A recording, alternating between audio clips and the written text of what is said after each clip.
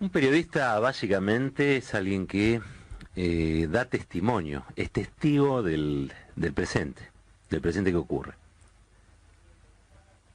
En las últimas horas eh, me ha conmovido particularmente ser testigo de un proceso del que siempre leí, del que siempre recibí explicaciones, pero nunca lo había vivenciado.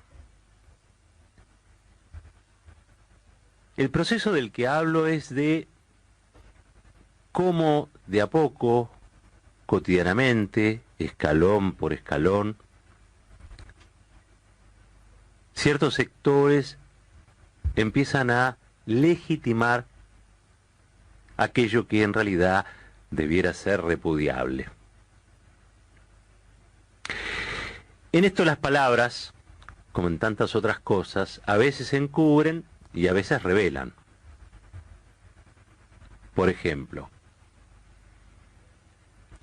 el golpe del año 1955 en la Argentina fue denominado Revolución Libertadora. No era ni una revolución ni venía a liberar a nadie. Era un golpe de Estado, violento además. La dictadura genocida, la dictadura cívico-militar, fue llamada Proceso de Reorganización Nacional, lo cual daba por válido o trataba de explicar que previo a ese golpe de Estado, en realidad la Argentina estaba sumida en un caos, ¿no? Porque se reorganiza aquello que está caotizado, es aquello que está revuelto, aquello que está desordenado. Pero fue también un golpe de Estado. Pero ¿qué ocurre?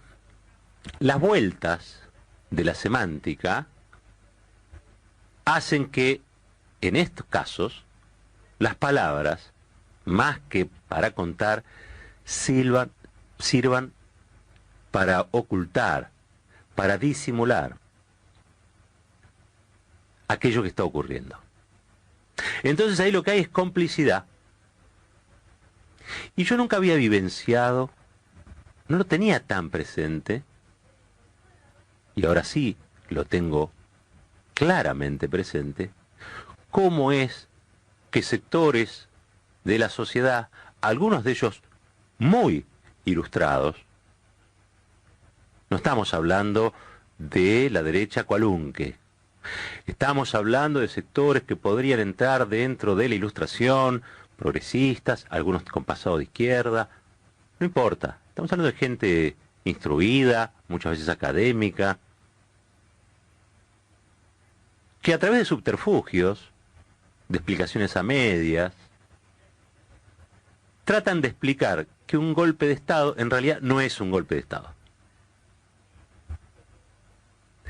Porque ¿qué pasa?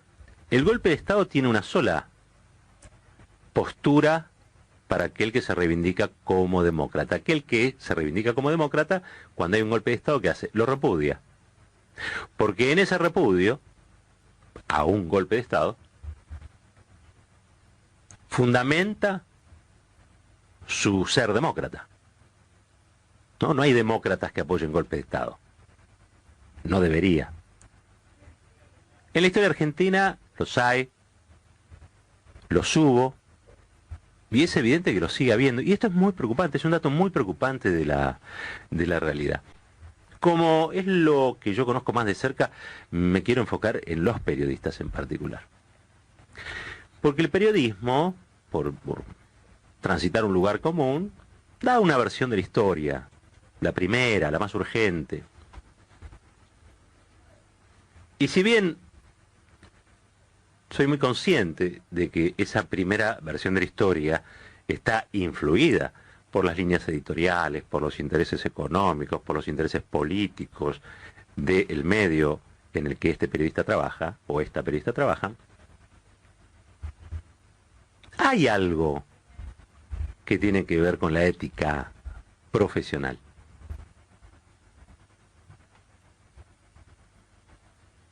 Y esa ética profesional, en cualquier variante en la que se inscriba un periodista, manda a llamar a las cosas por su nombre. Pero claro, ¿Cuál es el nombre de las cosas? Es la discusión. La discusión que hoy está instalada es ¿cuál es el nombre de las cosas? Y cuando se discute cuál es el nombre de las cosas, veo, advierto, me sorprendo de que haya periodistas que a lo que ocurre en Bolivia lo llamen autogolpe, crisis institucional, vacío de poder. A ver, vamos a repasar un poquito los hechos. Hubo elecciones en Bolivia. Evo Morales ganó esas elecciones en primera vuelta.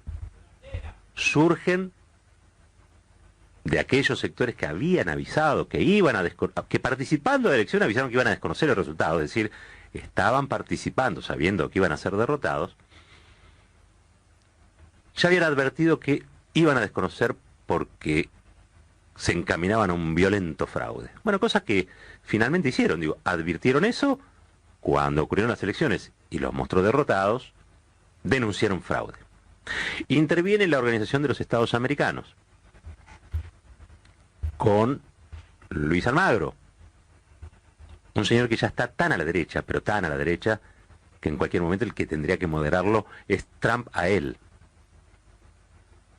Luis Almagro comienza a decir que, bueno, que hubo irregularidades. Evo Morales dice, bueno, vamos a hacer una cosa. Vamos a permitir que se realice una auditoría, que la Organización de Estados Americanos intervenga, y que en función de lo que diga la Organización de Estados Americanos, si vemos que hay fraude, como dicen, llamamos a elecciones de vuelta. Si vemos que las irregularidades son muchas, llamamos a elecciones de vuelta. Emite finalmente un documento más político que jurídico, la Organización de Estados Americanos, advirtiendo que hay irregularidades, o que hubo irregularidades en el escrutinio que le daba la victoria a Evo Morales en primera vuelta. ¿Saben ustedes en cuántas mesas hubo irregularidades? Detectadas por la OEA. En el 0,22% de las mesas. En el 0,22% de las mesas. Hay más escándalo en el consorcio de la casa donde vivimos, si nos ponemos a discutir los consorcistas, que en ese resultado. Ahora, ese documento de la OEA dirigida por Almagro produjo un escenario donde la estabilidad democrática no solamente fue muy comprometida, sino que todo indica se aceleró un proceso de golpe, desplazar a un presidente democrático en funciones vía emplazamiento militar es un golpe de Estado. Porque la pregunta que hay que hacerse es si Macri, Mauricio, presidente de los argentinos durante 20 días más, viniera el que es hoy el jefe del ejército y le dijera, usted Macri debe renunciar. Eso también sería un golpe de Estado. No es que porque es Evo Morales y porque era bolivariano o estaba en el eje del ALBA o porque... Entonces a él golpe de Estado no, a él se le llama de otra manera. ¿Por qué creen que Evo Morales se fue de Bolivia? Evo Morales corría riesgo de vida estando en su propio territorio. ¿Por qué? Porque hubo un vaciamiento de las policías y un emplazamiento de las Fuerzas Armadas. Y una violencia desatada en las calles por comandos paramilitares, como los comandos civiles del 55 acá, que buscaban masistas, evomoralistas, líderes indígenas, líderes sociales, para prenderle fuego a las casas, para pegarles, para lapidarlos en público, para vejarlos, para humillarlos, y en muchos casos para lastimarlos. ¿Qué es lo que sucede? ¿Saben cuándo? Cuando hay un golpe de Estado. Y cuando hay un golpe de Estado, no hay muchas posiciones para establecer. Se apoya el golpe de Estado, se repudia el golpe de Estado. No se puede hacer algo a medias. No se puede decir, estoy un poquito en contra del golpe de Estado, o estoy un poquito a favor de lo que sea. No. La postura es una. El periodismo, insisto, que da su primera versión de la historia, hoy atraviesa una crisis mayúscula, grande. Supongo que el periodismo ha tenido siempre malos momentos, pero este en especial es uno sumamente complejo, porque la crisis no solamente empuja al periodismo a sobrevivir de cualquier manera, al periodista, a la periodista, a sobrevivir de cualquier manera, sino que también, y esto quizás sea lo más grave,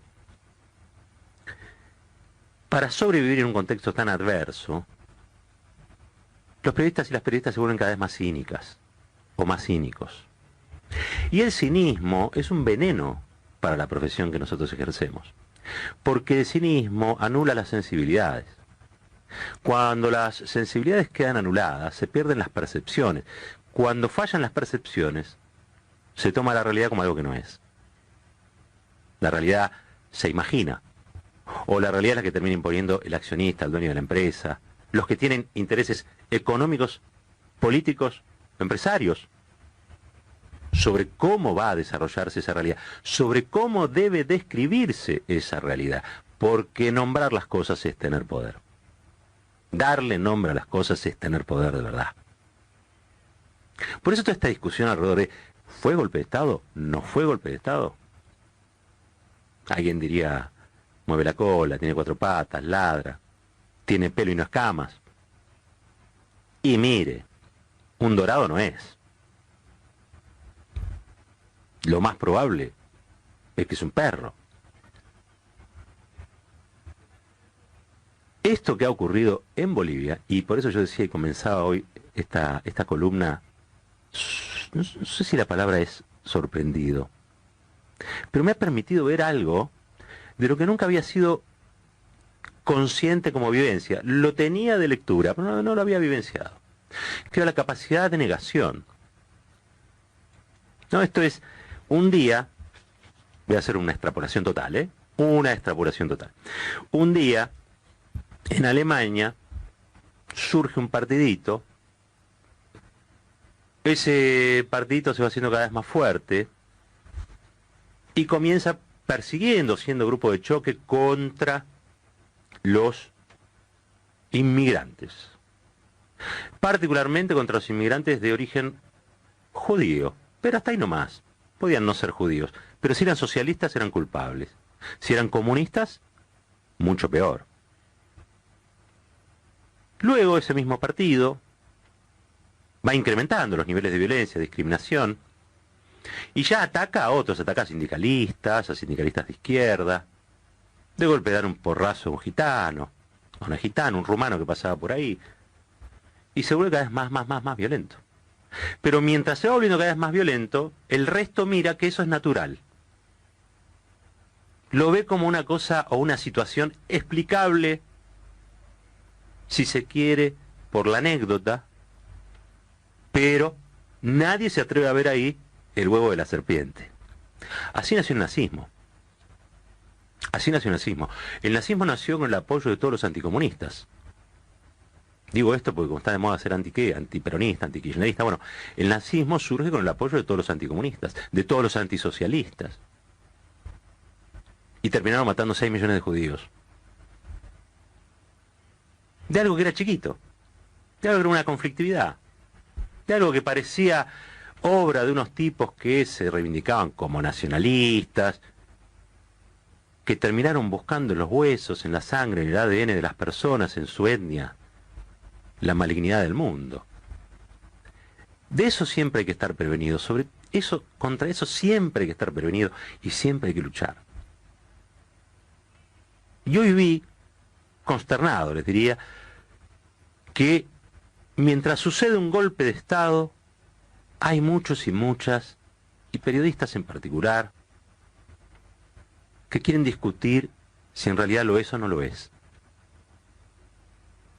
Si en realidad se trata de una aventura institucional que termina en un hecho grotesco de República Bananera, donde una señora se pone la banda y se autoproclama presidenta, solo porque a Estados Unidos se le antoja que tiene que ser la presidenta.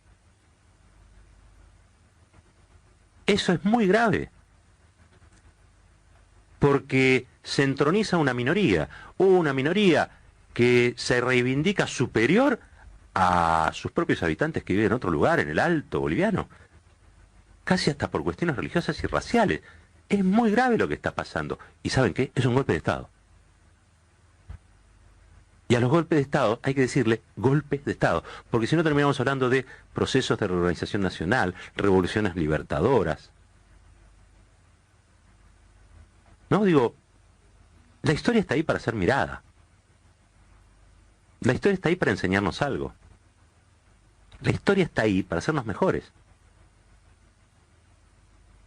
Le decía, consternado, me resulta increíble estar viviendo en vivo y directo cómo aquellos, por temor, por malicia, por ignorancia, por interés acomodaticio o por cinismo, no son capaces de repudiar aquello que hay que repudiar. Porque no todo es lo mismo. No es lo mismo una democracia que aquello que deriva de un golpe de Estado. Generalmente, lo que deriva de un golpe de Estado es una dictadura. Y somos un país en el que una dictadura se devoró a 30.000 de nuestros mejores jóvenes. Y empezó así. Bueno, primero estos porque están en la lucha armada. Son combatientes, se merecen ser detenidos. Y ya que está, torturados. Y ya que está, asesinados. ¿Y qué te parece si probamos y los tiramos al río? Total. Y este era amigo. A ver si todavía después el amigo nos denuncia por lo que hicimos. Y este era amigo del amigo. Y este no era nada, pero lo conocía. Y aquel estaba en la agenda. Así empezó. Porque muchos no tuvieron el coraje de ver que se estaba incubando el huevo de la serpiente. Y terminó en un genocidio. En Bolivia hay un golpe de Estado, pero sobre todo un poderoso llamado de atención a volver a ser íntegros, democráticos y en términos periodísticos, serios y honestos profesionalmente.